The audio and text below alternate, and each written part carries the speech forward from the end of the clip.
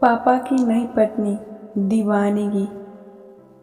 टीना का अतीत उसे शालीन के करीब आने से रोकता रहा। उसे डर था कि फिर वही शुरुआत ना हो जाए। जितनी खूबसूरत शाम थी उतनी ही खूबसूरत पार्टी भी।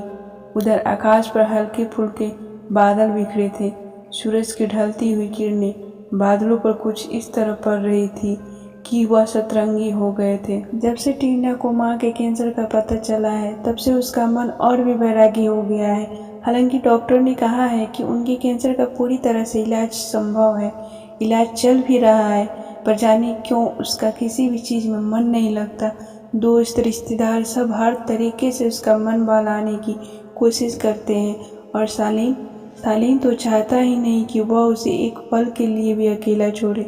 तब से रट लगाए हुए हैं, चलो तुरंत सगाई और फिर शादी कर लेते हैं। मैं तुम्हें और तुम्हारी माँ को इस हालत में अकेले नहीं छोड़ना चाहता। मगर टीना जल्दी से शादी करना तो दूर, शालीन से शादी करने का फैसला तक नहीं कर पा रही थी। इस बात को शालीन जानता था, मगर जाने क्यों वह मानने को तैयार नहीं।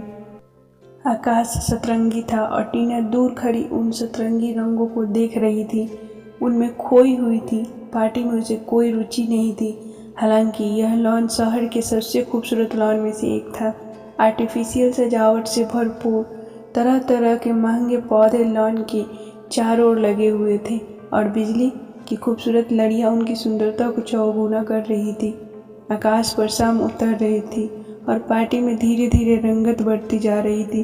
खूबसूरती से सजे राउंड टेबल और उनके चारों ओर लगी कुर्सियों में कॉन्ट्रास्ट वाइट और रेड कलर के टेबल क्लॉथ और कुर्सियों के कवर बड़े ही खूबसूरत लग रहे थे।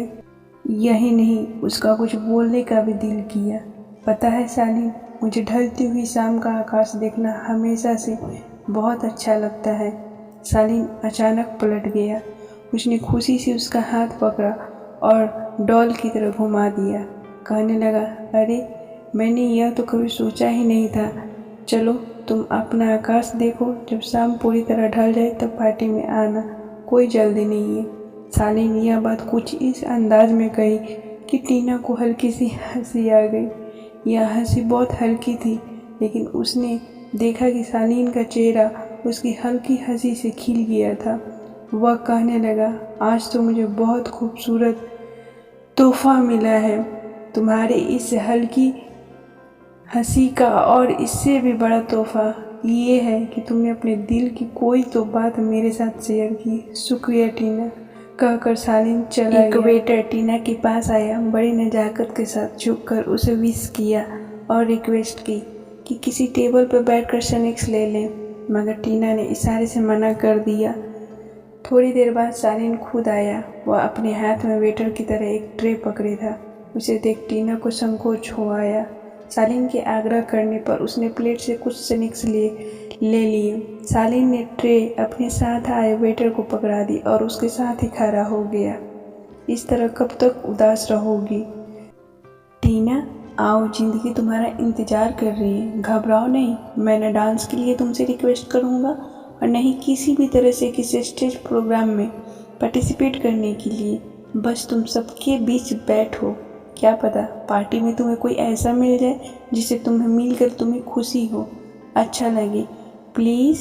शालीन ने कुछ ऐसे अंदाज मुझसे कहा कि टीना को उसके साथ चलना ही पड़ा।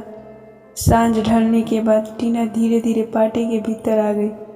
अब तक लगभग सभी लोग आ चुके थे। चहल पहल बढ़ गई थी। मंच पर तरह तरह के कार्यक्रम हो रहे थे। तभी शालीन उसे देखकर बड़ी ही नज़ाकत के साथ मुस्कुराया।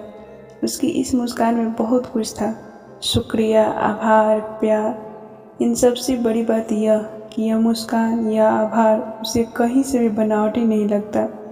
पर क्यों उसका दिल मानता नहीं?